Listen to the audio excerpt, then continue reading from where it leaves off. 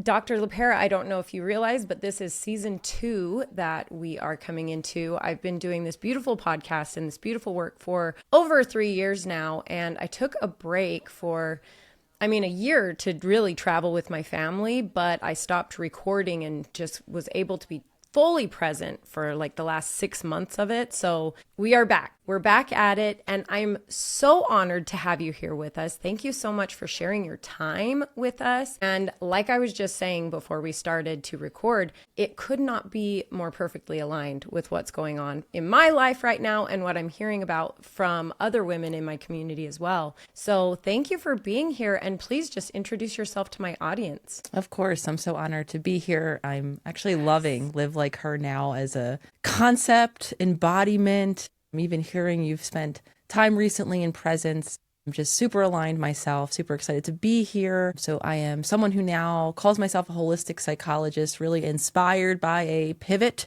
that I made in my own journey of my own personal transformation as a more clinically or traditionally trained clinical psychologist, after I really understood how much our body keeps us stuck, how much our body repeats habits learned in childhood that no longer serve us, which of course inspired my latest book, Reparenting the Inner Child, to give insight, awareness, and hopefully some practical tools for all of you out there who are feeling stuck, maybe not living in presence or not living like the her that you want to be now. Oh my gosh, thank you so much. So it's probably, I'm sure, because the season I'm in and it's, the law of magnetism, I'm pulling things towards me that I'm looking into. And so, of course, the algorithm works like my brain and it's like, you need this, you need this.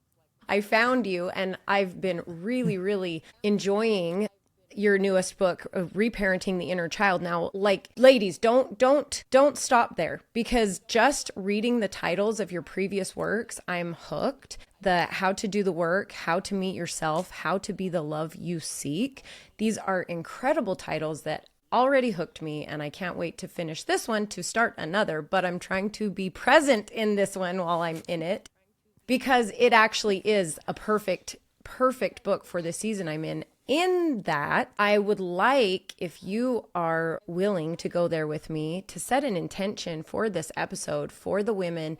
I think it will affect the women who need it anyway, but this specific message I'm sending out to women in motherhood right now who are trying to navigate a relationship with a child who is, I don't want to say triggering them, because I think that comes off as a harsh way to say something towards your child, but more for me personally, I'll speak for me, and I know I'm speaking for a few others, but I'll speak for me, that I have a child that as I've learned more about what my inner child might be, or the work that needs to be healed, he's showing signs of that exact child. And it's that age where I'm relating to it as well. And so it's affecting me negatively in that it creates a power struggle. It creates all of these things that we talk about when you hear a problem child, when it's really not. I know it's not that.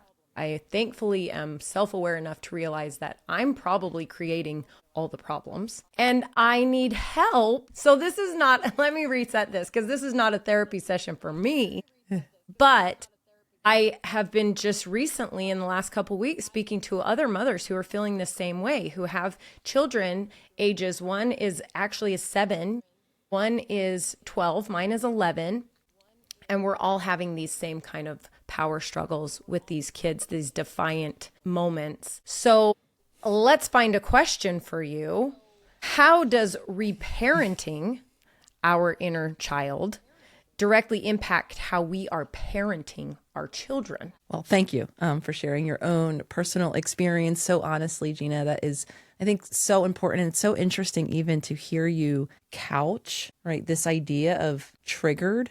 I mean, the way I'm hearing it is, right, and I think maybe some of us, it does feel like a negative, bad thing, whether it's our loved one, in this context, our child. To me, that indicates some expectation that you not be triggered, right? That there are not moments where you are challenged. And I think that that's just an unrealistic expectation, even though, right, one is the parent, one is the child in this context. If I really want to simplify things, as I will always do, it's a relationship. And relationships are where we are most challenged, let alone a relationship in which you, the parent, are relied upon in complete dependency to meet the needs of said child. So I think nowhere do we meet our inner child. I mean, I make a case that we meet our inner child in daily moments, in relationships, and especially in parental relationships with children. Because our childhood, despite for many of us it being decades ago, maybe different geographical locations, maybe we're in a completely different relational state now, yet it is still living within us in moments of being triggered or activated, acting out of character, not showing up the way we want, engaging in what you're describing as power struggles are completely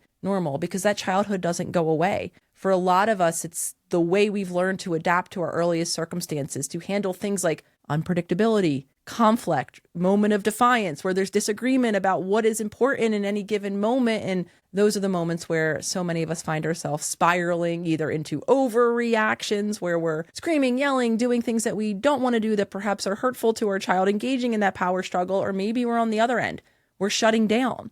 We're not setting boundaries or limits that could be helpful for our child, and everything really in between. So I'm super excited to continue to dive into this because what we're exactly talking about here is shame-free. These are normal moments where our childhood quite literally is alive in our body, is driving our physiological reactions that we cannot seem to shift or change unless we begin to work with our body in those moments to create a new outcome for both ourselves and our children. I think where my struggle is, my thing that I keep going back to is I am torn between this guilt of seeing it and thinking, how am I screwing you up for your future, right? Like I'm visualizing as the words are coming out of my mouth and having the struggle with him. I'm like in there, it's going, man, well, how is this coming back to me later on in life with him, right? Versus I do need to create boundaries. He is a child. I need to be his example of what that looks like so that he then can grow up to be this person who has healthy boundaries. So where do we begin, I guess, in first step in where do I begin I keep repeating these same patterns. How can I break this pattern? The first step I will always kind of cite as the beginning of any change, and you're already having it very wisely, right, is becoming aware, right? Seeing the ways that we're showing up in action and inaction, the habit patterns that we've learned that maybe aren't serving the current child, our current circumstances, or the future, right, that we want to create for those. And with compassionate awareness, understanding that we are, simply speaking, bound to repeat that which we learned, or even we go to the opposite end of the spectrum, right? We try to overcompensate, sometimes from a very well-intentioned standpoint, so that we can avoid hurting our child in the way that maybe we had suffered in our own childhood. So I want to normalize, right, these moments and also kind of share the acknowledgement that with that awareness, by understanding that we are playing a role, right? We are driven by patterns maybe that once did not serve us and maybe are not serving our relationships around us. That then gives us the opportunity to create change. However, as I've very much learned, inspired by my own private practice several years ago, insight isn't enough. We have to learn how to tolerate the discomfort, the guilt, the setting of boundaries. If we maybe didn't have boundaries in our own life, or we feel guilty because we feel like there are limits and not safety containers for our children. So change, as again, simple as this might sound and frustrating even as some of us hear it to be, is change happens with new actions. New actions, however, aren't possible unless you as the parent, or us in whatever relationship we're in, unless our body feels safe enough to make a new choice in the moment. There's a reason why we rely on these patterns, even when they're not serving us or those around us, because our body has learned a sense of familiarity, predictability, and therefore safety in that which we know. So which is why I say we're going to repeat them until we see the habits and patterns. So simply speaking, that means without judgment, right? Seeing the moments, the things that aren't serving us, the things that feel bad and we want to do differently, giving ourselves grace in those moments, tending to our body, learning how to down-regulate ourselves so that we can then show up with a new action in real time when we want to create the change. I tried doing this with my kids in the car this morning. So the one particular child and my oldest, and their relationship is also very like volatile, you know, like teenagers will be. And so I pulled up one of your YouTubes and I sat and I said, everybody just quietly listen to this. And you kind of walked us through I mean, for lack of better word, meditation. I picked one and you were walking us through. It was the one where you say, visualize your home, visualize you're inside your home, visualize you see a child and this child is you, which is actually, I'm curious what they were thinking at that moment, because it's not something that I've ever talked to them about. And so I'm wondering if they visualized literally their younger brother or sister, but then you say, now visualize this is yourself. And they are the children. So they had to pick a new time when they were a child. And so I'm interested to talk to them after school and see what happened there. I want to kind of go backwards to, you said adopt the uncomfortable.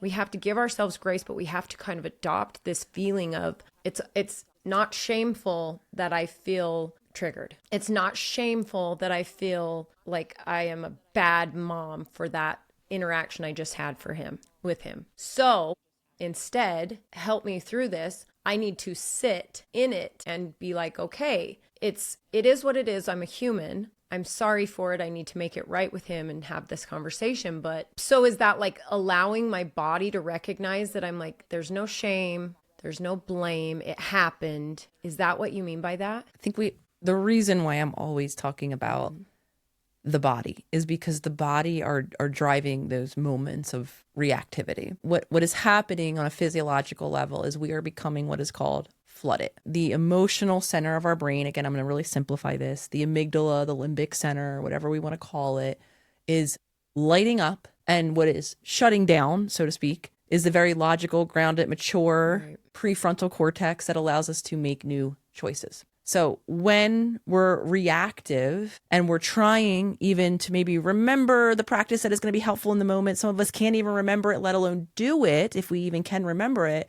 because our body is on a physiological level taking over. And the reason why, and again, I'm going to use this word only as a descriptor of a developmental state, the reason why some of the reactions of myself included can feel a bit immature is because quite literally we are physiologically brought back in time where the only thing that we could do is scream and yell and say something that we don't mean, like a child, or take our toys and leave the sandbox and flee the situation, or shut down entirely and not speak and give the silent treatment.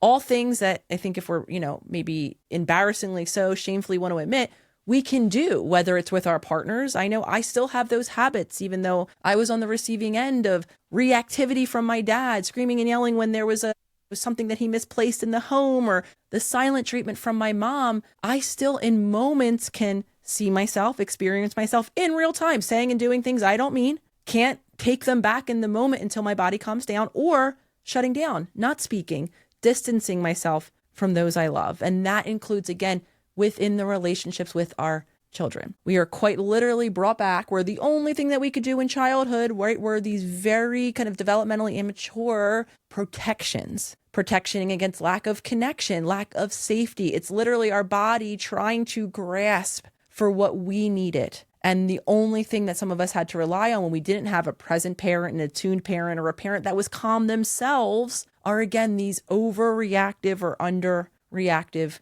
moments. So I share all of this because to have an expectation that you hear even a conversation like this and you're like, oh, okay, I do those things and I want to avoid doing those things in the future. The reality of it is, sadly, you're not going to be able to, because you're going to go into that very emotionally driven part of your brain until your body calms down. And I think a lot of us have had that, right? Where we look back, whether it's with our kid or our partner, and we're like, I just had it happen as recent as last night. I was dysregulated. I said things that were very hurtful to my partner, Lolly. I meant them in the moment. Thankfully, I'm getting quicker between the moment where I'm saying something I don't mean and I'm calmer. So maybe an hour or so went by and I sheepishly walked out to the living room where she was sitting because she was, didn't want to be near me.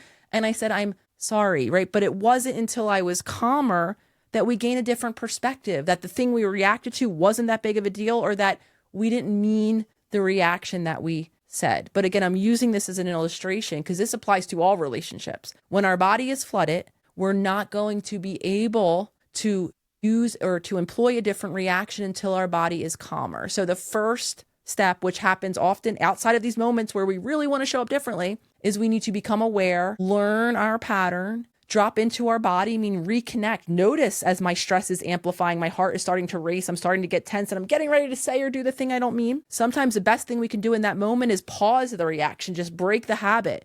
maybe not even have clarity. It still feels like a big deal and we want to say it, but give ourselves a moment of time, of space, walk away, take some deep breaths. And then we'll notice, right, as our body calms down, now we have access to a different perspective, a different choice.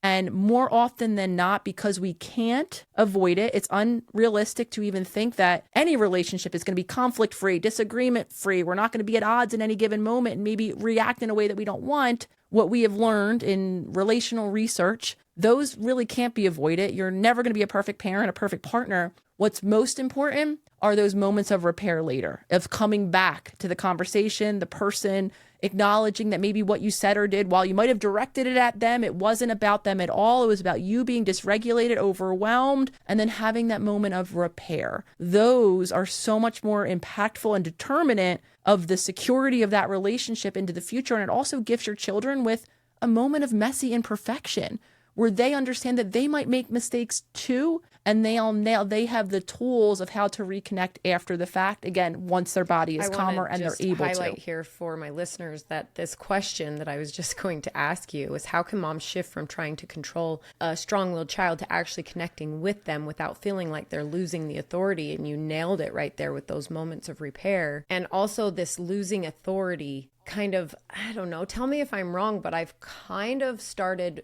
talking to myself about this, that it's like, it's not a power struggle. Why do I keep making it feel like why do I have to have this control? Like, why can't I just let it be? Let it be that this person has emotions and feelings about something, and I have differing emotions and feelings. Because if I go out in the world, I'm not going to scream at someone on the street for not having the same belief as me, right? I can control it, but now I've brought it into this person. It's like, that is such a rotten thing to how that works out with relationships, where you will not be that way in public, I mean, to strangers, but you will be that way to these people who mean the world to you, right? Absolutely. And I think the tendency to control comes from the very human desire to cut through uncertainty, right? Because if you were to let go, let them be in their emotion and not have a sense of control or certainty about what happens next, right? Then it's scary. It's threatening. What will your child, for instance, say, do? How will they be in the world? And of course, you, like most parents, are very well intentioned. They want the best for what their child is doing or how they become or who they become. And so the tendency to control, I want to normalize across all human experience. It's, again, the desire of our nervous system to be predictable, to keep ourselves safe. And a lot of times that came in a childhood where things felt out of control, right? Where controlling maybe how we showed up or being hyper vigilant to someone's shift or change in their mood and controlling and intervening and appeasing was the only way that we might have kept ourselves safe. So to, again, understand where these habits come from and to see them in action and to understand that being with the uncertainty, not knowing what will happen next, is that discomfort that I was describing earlier. It's inherently uncomfortable for all of us humans to imagine what could happen if we don't gain that control back, right? If we let our child be and do as they're feeling in this moment. And so again, but it comes from a time and a place where that was the best sense of security that we give in ourselves, is by trying so hard. And of course, when you're a parent and you are fully dependent upon for all things, right, it's natural then to be like, oh, well, if I could just control their reactions and how they are and what other people think of them, then I'm doing them a service, as opposed to the reality that maybe we're doing them a disservice by not giving them the opportunity to express themselves, to be as they are, to be messy in a moment and to come back in a different especially moment. Because when you do start to do your own work, you start to see the spots where maybe had you had a parent who was trained or even had more of the knowledge in these things to help you with that, maybe you wouldn't, I mean, you know, and it goes on and on and on. So all we can do is hope for being better in the next and using more information, the more information we have. But so I don't know if this is, I don't know the right word of like making it small by asking this question, because I realize that we each need to do the work, especially after listening to your wonderful YouTube this morning, was like in visualizing these moments and this person and these things, right? Your inner child, visualizing these. But what are, if you could say 1 to 2 ways in those moments where it's like, I need to reestablish what's going on here in myself, what are your go-to quick 1, 2? First, always will be reconnecting with our body, right? In the moments of overreaction, of underreaction, of when, or just revisiting my childhood home in my mind or looking at a picture of my child, right? Instead of focusing on the story, analyzing what we're feeling, just dropping in, right? Meaning removing the focus of attention from wherever else it is in the moment and exploring, how does my body feel? Using 3 kind of pillars as a marker, because these are the areas that shift and change as our body becomes stressed. Again, that's when we're most likely to act in that old habitual way, which are the tension in our muscles. Am I clenching, holding, bracing in any area of my body? The more we're tensing and holding, the more stressed our body is. Noticing our breath. When we're holding our breath or it's really short and quick from our chest, we're in a stressed state. And then both of those systems will impact the rate of our heartbeat, right? Is it beating? Is it pounding out of our chest? The more our heart rate is elevated, the more our body is stressed. And I'm focusing on that because very few of us connect with our body in those moments. Very few of us spend much time in our body at all throughout the day. So in a moment, right, wherever the moment is or isn't, the more we can rebuild that connection and notice how our body is feeling, right, when we're in this exploration, in a meditation state, and we're maybe going back to childhood, dropping in and saying, as I'm calling this to mind, as I'm looking at a picture of myself as a child, which is a great other way to get in contact.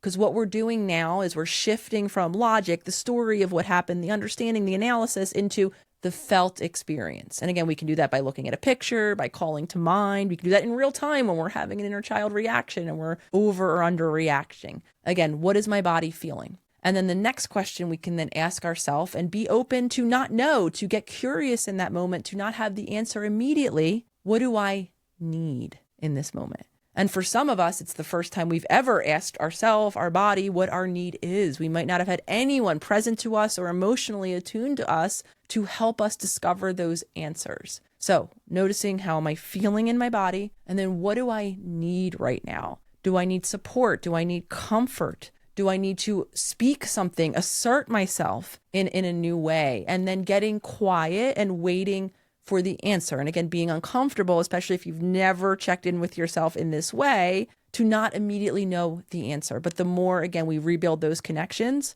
the more then in real time, right, we can drop in during the day as we feel stress increasing and those reactions coming to the surface, then we can drop in and help our body to regulate so we can then truly show up in a different way. I love that. I recognize it as like how you're talking about when we go into these moments and a bear's chasing us and all of the blood rushes out of our logical brain, right? So we're like, our body's now getting all of that blood. So we're not very smart anymore because we're just reacting. And yes, it reminds me, I was an emergency dispatcher for 6 years. And so in that training, you are trained over and over and over in scenarios, emergency scenarios, where you have to be able to, I don't know if it's be able to respond without thinking, or if it's better to explain it that you're just thinking so fast because your blood's not rushing away because now your body's prepared for that emergency. So it's like we need to train ourselves to have these conversations with these children. We have to prepare our bodies. Like, I'm going to prepare myself. And so that when it actually happens, I'm having a conversation with him. I'm not so dysregulated, but I can remain in that state where I've trained for this conversation. I don't know how else to, that's how I'm breaking it down for my brain to get a hold of that. That's a very beautiful, and what you're beautifully describing, Gina, is practice. Right. That's right. true. That's what you've done. Training, whether we're at the gym or whatever it is that we're practicing for, or a craft, whatever it might be, you doing work, right? It's practice. And that's the reality. And that's what inner child work is so healing and transformative, is we are all very practiced. Most of us, though, have practiced are, responses, reactions, I should say, that don't serve us. The only thing that worked at one time. And the more, again, stress increases, the more likely we're going to rely on those neural pathways that have been formed by simply practice. So the more we practice something new, as you're wisely describing in the context of work, that applies to all of life. But the reality of it is practice takes effort, intention, new choices, which include uncomfortable feelings, conversations, new habits that then we repeat over time until they become what's relied on in the moment of crisis, or then in the moment we need it, or in the moment we want to simply show up differently. Well, I'm going to switch gears from this. This has been so helpful for me, and I hope it's been so helpful for these women who I have on my heart that I'm thinking about while I'm talking about this. But I would love, love, love to hear, and in reading these other titles of your incredible works, I want to know what led you to focusing on your new book, Reparenting the Inner Child. What was the shift that took place to have you decide, no, this is the time, it needs to come out? So I think in so many ways, right, my first work was really acknowledging the importance of the body, my own personal transition, both on a personal level, struggling with a lot of habits of my childhood, seemingly understanding them, but not being able to shift them into action, how to do the work being that book. That was kind of the intuitive, kind of foundational piece of, hey, the body matters. It's the holistic work that we need to do to actually create the work of change. Then came, of course, a workbook. I wanted to really give readers outside of individual work with me, which at that time I was phasing out of for more of a community-based model, understanding how deeply alone we feel and how much we need safe communities to heal. I wanted to obviously put that into book form. And then I think one of the most common things, even being a couples and family relational therapist for many years, relationships are where a lot of us are stuck. So that third book really focused on relationships, the science of relationships, of creating change. But what I came to realize was a theme through all of them is the inner child, right? All of these protective habits and patterns and identities and reactions and underreactions that we're carrying with us that were based not only in our own childhood, but as you hear me speak and we'll read in the books, from the childhoods of our parents, of our ancestors' past experiences, passed down through generations, or the cycles that so many of us are so bravely showing up to break once we maybe shamefully see that, hey, we're repeating the same patterns that hurt us in our own childhood, because we are bound to repeat them again, because we will feel a sense of familiar protectedness in them. So I wanted to then put into the pages of a book all of the developmental experiences of the past. Some of us don't even have access to our ancestor stories, but they're living in us epigenetically, kind of impacting how even our nervous system is. Some of us are born with hypersensitive nervous systems because of trauma in our parents' lives, trauma or instability in our grandparents' experiences, prepping us, right, to see threat where maybe there isn't threat in our current experiences. And then we kind of expand the frame to all of the different ways life is stressful. We lack support. We don't have safe communities. The beliefs that are passed on in culture aren't serving us, so that then we could engage in really the job of reparenting or learning new habits, showing up differently, so that we can create and maintain the true change that we want. So for me, this was like the inevitable next step, where in one piece of work, I give not only the awareness, because I always want my work to be really practical. I think this book, out of all four of them, outside of course of the workbook, which is all exercise based, they're so chock full of small, accessible steps, tools, practices that we can integrate into our daily life to begin to show up differently. It has really great practical, like you're saying, like anytime, you can use this any way, anytime in your daily lives too. And it's very understandable, right? I like that you break that down for those of us that are like, what is he even saying? No, you break it down. It's very understandable. I think I just got to family of origin. So I'm working on in that sphere 4, right? Am I right? Is that sphere 4? So you've broken it down into what I absolutely love is narrowing it down into categories so that you're not so overwhelmed with the whole big picture of it. Like, how do I start? Well, okay, with the spheres. Here you go. We've got 5 spheres.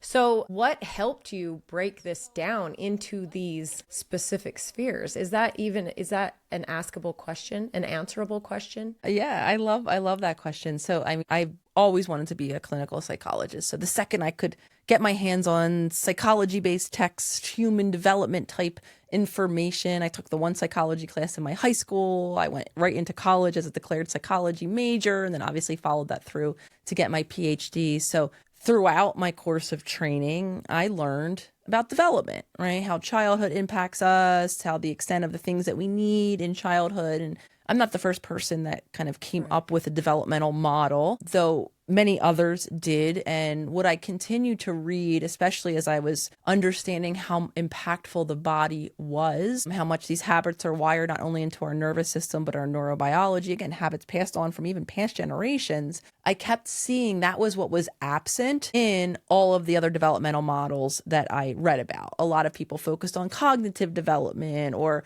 kind of psychosocial, relational, simply speaking, development, but they were leaving out the body. So when I started to think about writing a book on inner child healing, I thought it was really important to include a very simplified, understandable model of how even as an individual we develop. And I know, because one of the questions I get asked most commonly by listeners, by readers, by people in the community, we all want to know how it applies to us. Well, what do I do?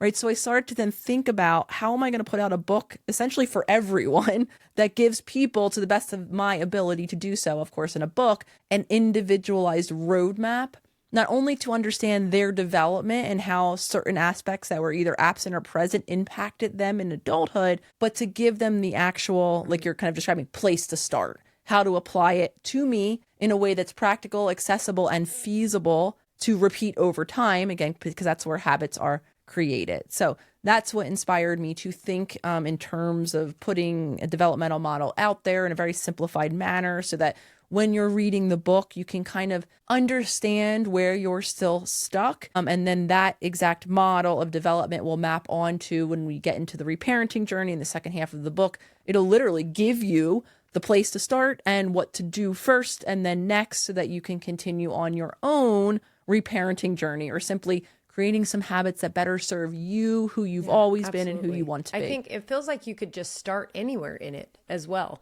Like, I'm not that kind of a person. People say those things and I'm like, ugh, why would you just jump into the middle of a book? That's like, that's horrifying for me. But it feels like you could. If you wanted to start with family of origin, you really could. You could jump to that sphere and go from there. Especially where if you have something so specific in your needs right now in your life.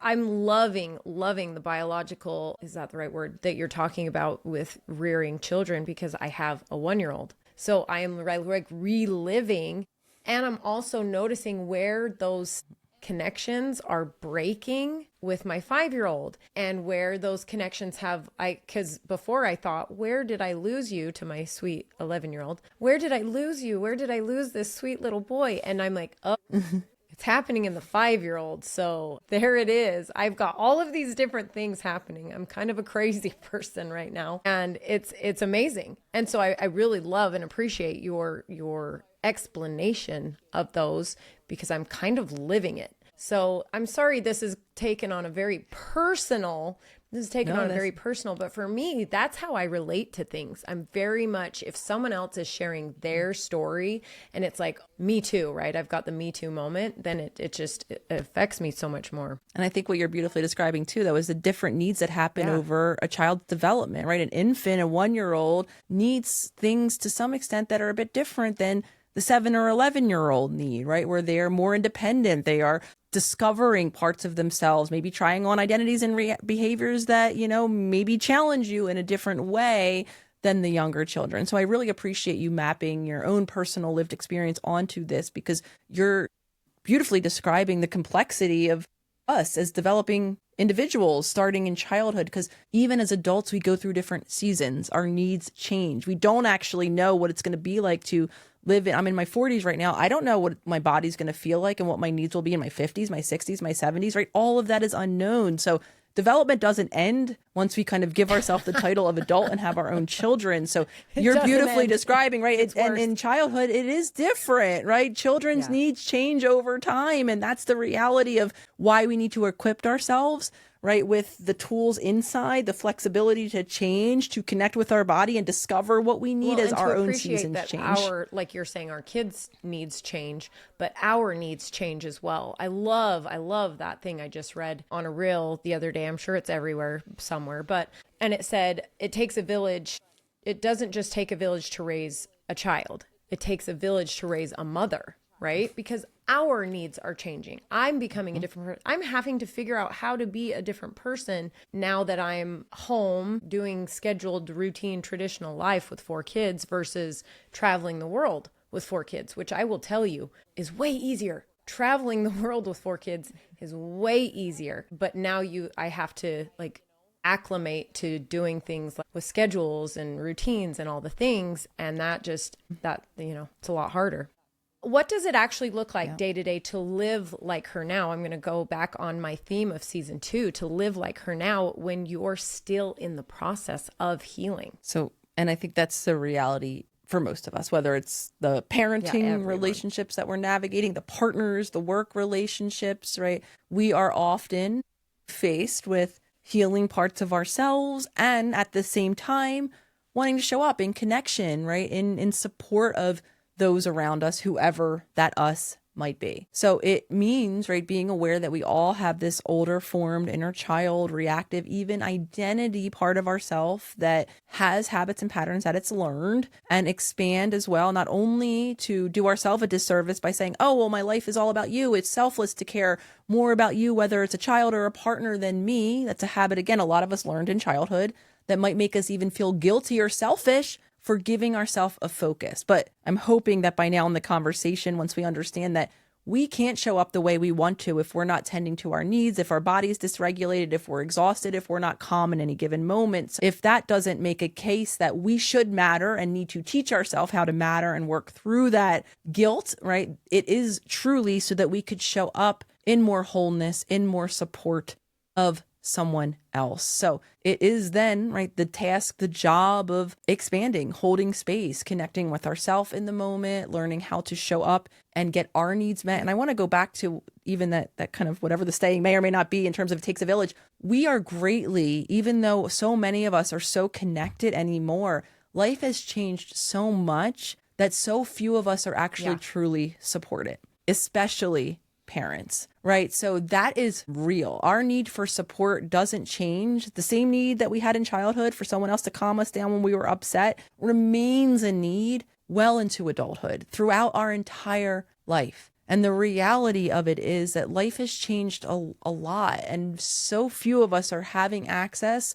And that's why I now operate in a community-driven model in the Self-Healer Circle, because we need support. We need to find safety, understanding, resources with other. So it's finding the support, right? Giving ourselves compassion for the moments where we're relying on old habits so that we can then show up the way we want to in our relationships, whomever it's with, children, partners, in our professional lives, because if not, we're going to continue to rely on, again, old habits that once served us and maybe aren't serving who we want to become. Advocate. I mean, I might as well have a blowhorn, or not even a blowhorn, but a megaphone. I might as well have a megaphone, because I am so obnoxious about the fact that being selfish is super important. And first, take away the fact that we all think selfish is a negative thing. Yeah, if you're coming at someone trying to be an asshole, that's a negative thing. I mean, obviously, right?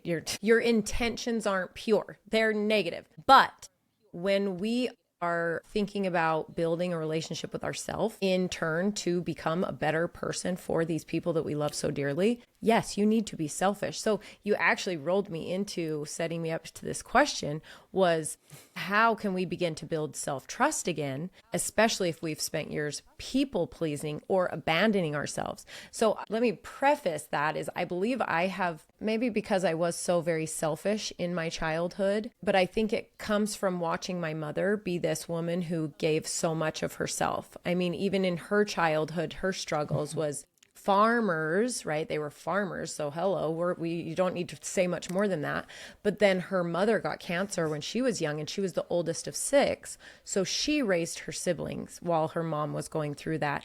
And then she goes into getting married right in her first year of college, and then having 8 kids. This woman never had a moment to be selfish. She was running from the bear every 10 minutes of her life. So I definitely feel like I've taken that, and she's given me that such a great example to be able to say to myself, that's not where I want to come from. And that's not what I want for all these women who I speak for. So how can we build this trust in ourselves again after we've been those people? Well, thank you for sharing that and for being a beautiful model of the healthiness that is with self-connection, selfishness to some extent. Because I think a lot of us, especially women, have had that model of martyrdom, of doing everything because of circumstance, necessity, to even just best intention to show up in service. And we are all, as far as I'm concerned, we are all wired to be compassionate, caring creatures. When we're not acting that and we're acting selfishly, to some extent, that is because we are feeling threatened. Our world does shrink and we become the center of it when our body is seemingly running from that bear, right? To care about someone else's needs in the moment. No, we're going to push that person away, even if it's our child, to make sure that our body is safe, because we're just being physiologically driven toward our own survival. And so many of us have had that martyrdom, right, kind of awareness tending to everyone else around us. But what I've come to realize, I used to have prided myself on, the word for me that would come up is being considerate. Right. I always wanted to be a nice, kind, considerate person. What that translated to is being a people pleaser, appeaser, to putting someone else and everyone else's wants, needs, emotions, upsetness in front of my own. And that over time, until even recently, has created a lot of dysfunctional habits and me allowing a lot of dysfunctional behavior in my relationships. I thought I was doing it because I was caring about you. What I've come to realize is sometimes a kind of hyper compassion or empathy, right, where we think we're really caring about someone else, that was actually my best attempt at safety when tending to my mom's shift in moods where she would remove or disconnect from me was what kept me safe. So I became so orientated to tending to the world around me because that was so appeasing, people pleasing for a lot of us is a nervous system protective response called fawning, where being hypervigilant to someone else, to shift, to change their upsetness kept me safe, right? Because I could intervene. I could show up in a way that decreased the likelihood for me that my mom disconnected from me in a moment that I wanted. So what a beautiful gift then it is, right? To be able to take care of oneself, to rebuild self-trust, because that's what self-trust is. It's grounded in self-connection.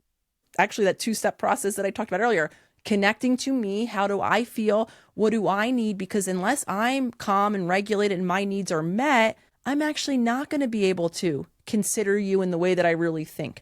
I'm not going to be able to expand my perspective and try to understand something that you're saying or doing that I disagree with in a moment so that we can navigate or negotiate a workable solution moving forward. I'm actually going to be kind of indirectly still self-focused. So simply speaking, self-trust is rebuilding a connection in myself, no longer abandoning, right? Because I'm too worried about pleasing and appeasing you, not shaming myself, understanding that I developed that as protective habits. That's what kept me safe in childhood. Whether you're like me, it was safe from disconnection, rejection, or abandonment. Maybe for others, it was safe from being abused, yelled at, shamed, right? All of the other things that attuning to someone else and kind of shifting into action or keeping ourselves safe by appeasing led us to.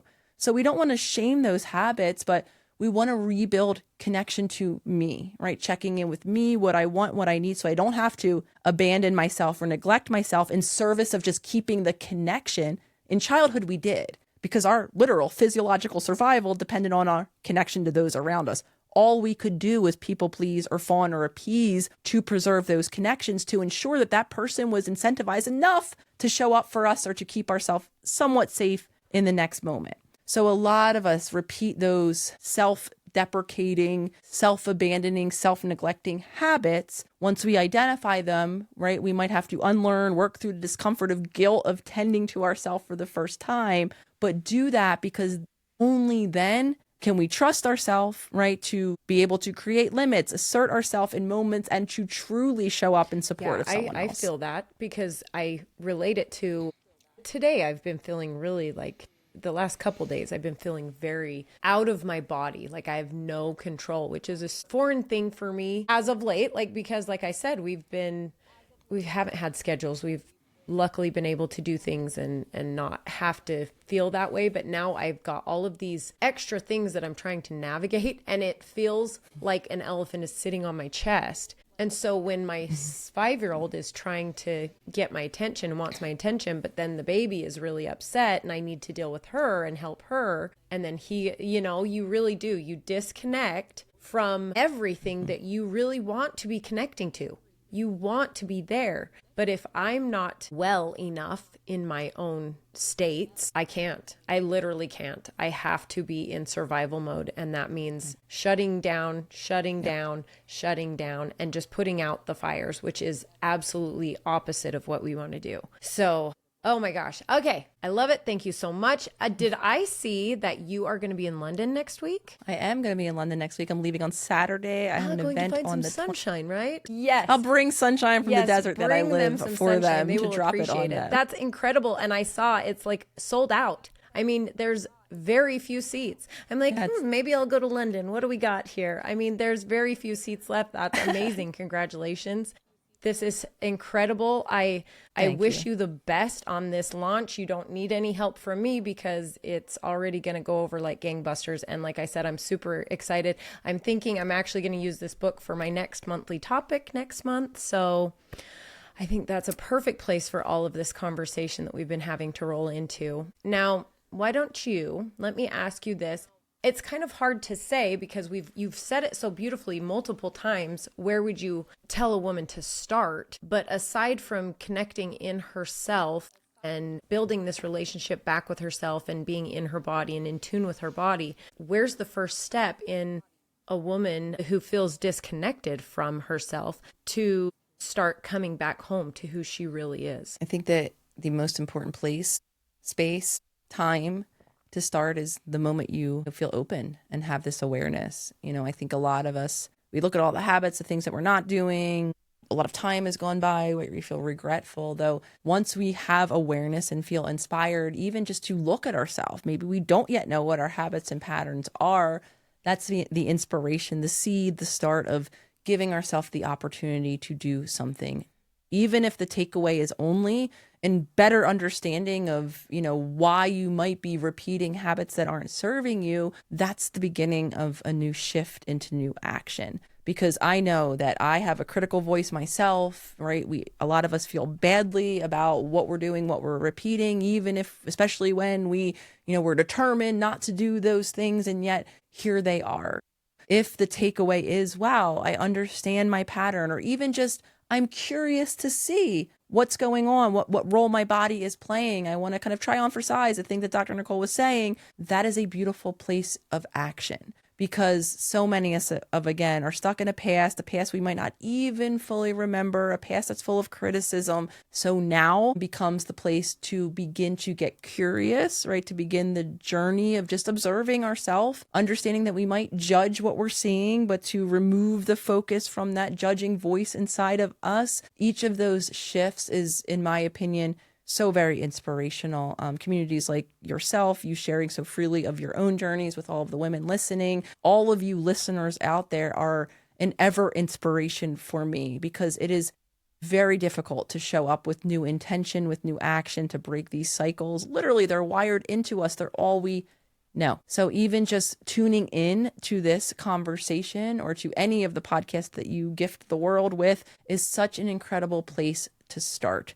There's never too late. Repair is always possible with our children, with our partners, with whomever. And starting now, again, using those tools, learning how to just reconnect, getting curious, exploring what is going on in my body in those moments will be the first shift in action to creating a new response in the moments where we really, truly want to respond newly. Thank you so much for that. Thank you so much for giving us your time and your knowledge, letting us into that little brain, so that I can pick. I'm sorry if it felt like a little bit of it.